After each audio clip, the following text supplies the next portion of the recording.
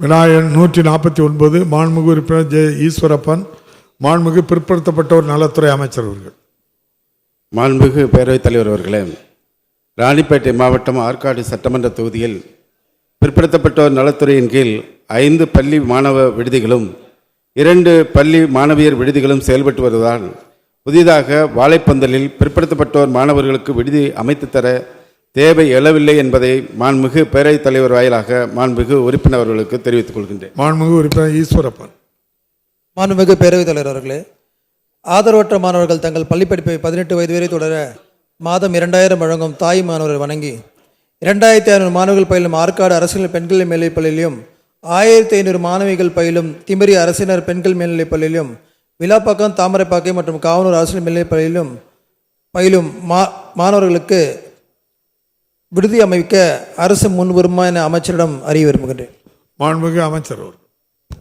மாண்புமிகு பேரவைத் தலைவர் அவர்களே, ஆற்காடு அரசு மகளிர் மேல்நிலைப் பள்ளியில் 2503 மாணவியர்களும் திமிரி அரசு மகளிர் மேல்நிலைப் பள்ளியில் 1084 மாணவிகளும் தாமிரப்பாக்கம் அரசு மேல்நிலைப் பள்ளியில் 492 மாணவிகளும் பயின்று வருகிறார்கள்.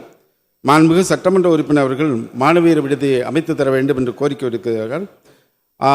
துறையினுடைய அதிகாரிகளை அனுப்பி சாத்தியக்கூறுகள் இருப்பின் மாண்புமிகு தமிழக முதலமைச்சர் அவர்களுடைய கவனத்திற்கு கொண்டு செல்லப்பட்டு நிதிநிலைக்கு ஏற்ப புதிய மாணவிகள் விடுதியை தொடங்குவதற்கான நடவடிக்கை பரிசீலிக்கப்படும் என்பதை தங்கள் வாயிலாக மாண்புமிகு உறுப்பினருக்கு தெரிவித்துக் கொள்கின்றேன். மாண்புமிகு உறுப்பினர் ஈஸ்வரப்பன்.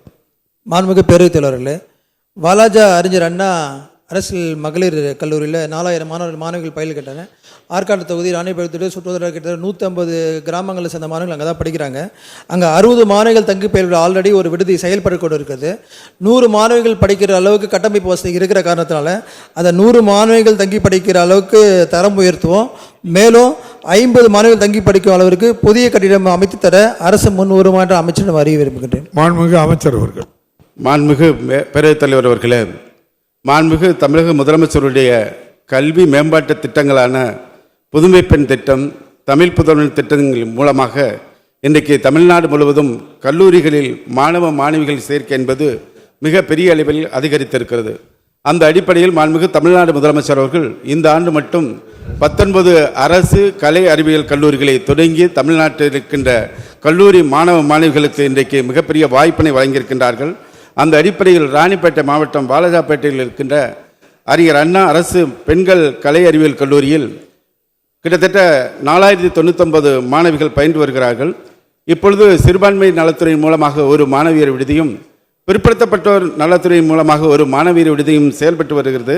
கிட்டத்தட்ட இந்த கல்லூரியில் 2500க்கும் மேற்பட்ட மிகவும் பிற்படுத்தப்பட்ட மாணவிகள் பயின்று வருகிறார்கள். அவரின் நலனை கருத்தில் கொண்டு இந்த ஆண்டு மாண்புமிகு தமிழக முதலமைச்சர் அவருடைய கவனத்திற்கு கொண்டு செல்லப்பட்டு 100 மாணவிகள் பயன்பெறக்கூடிய அளவில் புதிதாக மிகவும் பிற்படுத்தப்பட்டோர் மாணவியர் விடுதி தொடங்கப்படுவதுடன் வினாக்கள் விடைகள் நேரம் நீட்டிக்கப்படுகிறது. புதிதாக மிகவும் பிற்படுத்தப்பட்டோர் மாணவியர் விடுதி தொடங்கப்படும் என்பதை தங்கள் வாயிலாக மாண்புமிகு உறுப்பினர் அவர்களுக்கு தெரிவித்துக் கொள்கின்றேன்.